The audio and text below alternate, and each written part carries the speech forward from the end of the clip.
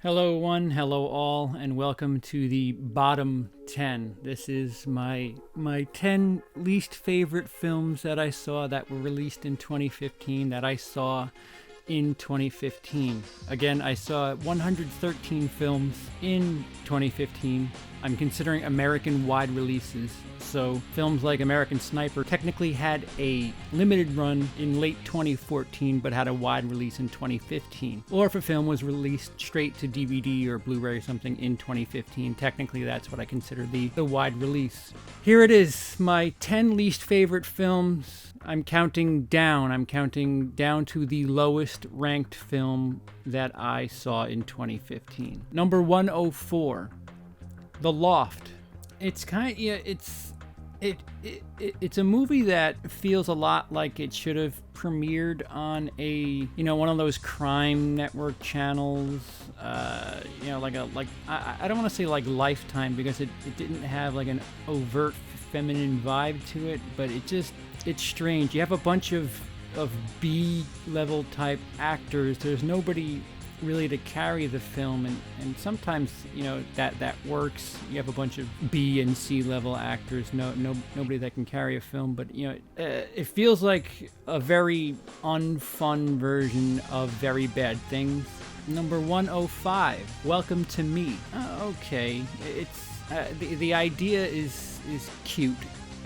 Person wins lotto and buys her own network and decides to have her own little vlog channel with some production behind it. It's pretty funny. YouTubers, we probably imagine something like this happening if we came across money. Kristen Wiig is somebody that I really have a hard time getting into. Of the films that she's done that I enjoy, Skeleton Twins is like the only thing that I actually like.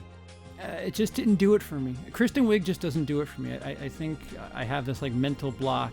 The Loft was stale and boring. This was just kind of unimpressive. Number 106, Fantastic Four. Everybody's kind of crapping on this movie, and what's odd is, for a movie like I have in the middle or higher up on the list, I don't know if you're going to watch this straight, but I'll spoil something. Tomorrowland is not in the bottom 10 and is actually a bit higher. Tomorrowland is a good movie and kind of spirals out in the third act. Fantastic Four, while not great, the first two acts that kind of goes somewhere. This is a movie that feels like they were taking their time setting up a series, but maybe took up a little too much time, and then in the third act, like the complete tone and the pace of the film just go upside down, and things just literally go out of control. Everything gets rushed. You don't really care about what's going on. The final battle isn't really a battle. Just too much to overlook. I'm upset! Number 107. This is not good. In case you don't know, that the song from the film is sung like that.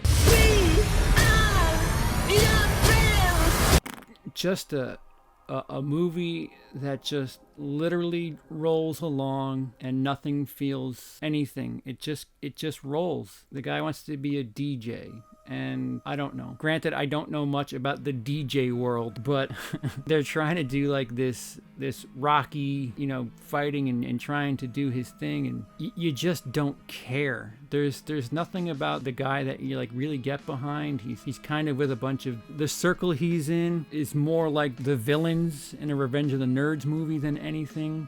It's hard to get behind a character in a film when they're shallow. Like it's just no. You want to get behind your main character. You want to see him have an arc that you can root for. But like I said, if anything, they seem like villains from a high school movie. And not to pick on the director, but when you see his stylings on MTV's Catfish, you kind of understand like what you're dealing with here. A guy that holds the camera and doesn't really worry about the frame is directing a major motion picture, and that makes all the sense in the world. 108, Hitman Agent 47. Again, I feel like the crimes that are committed here by most of these films in the bottom 10 are just, not so much being bad as just uninteresting. I mean, granted, there's a couple on this bottom here that are certainly bad. This is a movie about a pretty cool character, a pretty cool video game character. That what I will say that's incredible about this film is the stunt work is just jaw-dropping. There's some really cool fight stuff. If they took some of the action scenes and made a greatest hits and threw that up and, you know, made a music video out of it, it'd be pretty fun to watch. 109, Unfinished Business. Well, that's an understatement if I ever heard one. Number 110, The Lazarus Effect. Number 111, Paul Blart 2, the Segway gag. Just, jokes beaten to death.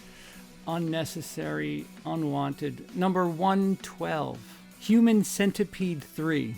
Dear God, I don't know what to say about this that would even come close to sounding like praise. Human Centipede 1 was a unique idea, a very, I guess torture porn would be a category it'd fit in. And, you know, Human Centipede 2 kind of expanded on that and just, there's some really smart filmmaking, making it black and white because it's a guy who's copying a film and you get the realism from the black and white and just some interesting ideas, some creative stuff, some really horrific stuff, creative for the horror genre. Only in the 21st century do we get stuff like this and have it considered horror. But Human Centipede 3 is an absolute circus. The first 45 minutes or so, I literally felt like it was a joke. You have the returning characters from 1 and 2 as different characters in 3. They're in a jail, it's out of control, and they get the Human Centipede idea, and it's off the tracks 10 minutes in. Overacting and just, they lost their way. In most other years, this would be my least favorite movie of the year, but not this year. That title goes to 113, 50 Shades of Grey. I mean, if you're a film and your big thing is sex and all these naughty sex acts and whatever, then do that. Be Fatal Attraction. Be, I don't know, you can go the other direction and be showgirls, be campy. This is, there's no payoffs on either side. If you're watching this for the sexy fun time stuff, it's not there enough. If you're watching for the story angle and the characters, there's nothing there. There's such stale, unemotional everything. You don't understand why either character is doing anything. The male character, there's nothing about him that would be appealing. What he's doing is just downright stalking. I don't know. There's so many elements to this where it just doesn't make sense. And her, what she's doing. Just, again, more unappealing stuff. Billionaire falls for dweeby girl here, and because he can't have her, that's why he's pushing hard or whatever. Shows her his whip dungeon, and she's okay with it, and all this. It's just so, it just fails in so many aspects, in every aspect.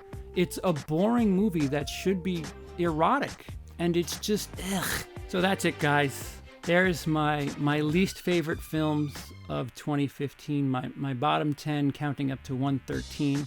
50 Shades of Grey, my least favorite film of 2015. Be sure and check back for the top 10 as well as the rest of the list counting down from 103 down. As bad as they are, if you brought me Human Centipede and 50 Shades of Grey and I had to pick one, I don't mind. I'll pick one. I love movies. If people are being creative, there's tons of people that are working on these things, and just support creativity. That's basically it. I try not to be as negative as possible, but sometimes it's hard. Do a better job being creative. Inspire others. I hope others are inspired from some of these bad movies. Thanks for checking in, guys. If you like this, be sure to give it a thumbs up. If you haven't done so already, please subscribe. Otherwise, have a day.